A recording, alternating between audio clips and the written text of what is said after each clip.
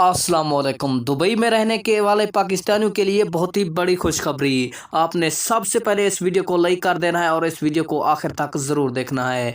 जी हाँ, तो दोस्तों आपको बताते चलें, शारजाह में लाखों तारकीन वतन मुकीम हैं।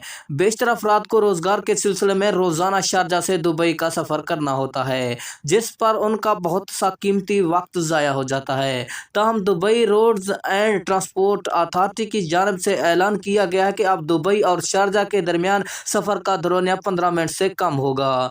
दोनों रियासतों के दरमियान बस का नया रूट 25 अक्टूबर से शुरू किया जा चुका है। ये नया बस रूट अलकैस इंडस्ट्रियल एरिया से लहंदा मेट्रो स्टेशन के दरमियान शुरू होगा, जिसे मेट्रो लिंक 81F का नाम दिया गया है। अलकैस से अल लहंदा मेट्रो स्टेशन के नए रूट पर रश के औकात में हर 15 मिनट बाद बस रवाना होगी। अथॉरिटी के मुताबिक इसी रोज दुबई शारजाह के दरमियान एक नई बस लाइन खोल दी जाएगी, जिसके बाद दुबई और शारजाह के दरमियान सफ़र का दौरानिया 15 मिनट से कम हो जाएगा। तो आपने वीडियो को लाइक और चैनल को सब्सक्राइब ज़रूर कर देना है, ताकि आपको ऐसी रिलेटेड वीडियो मिलती रहें। अगली वीडियो तक दीजिएगा इजाज़त। अल्लाह।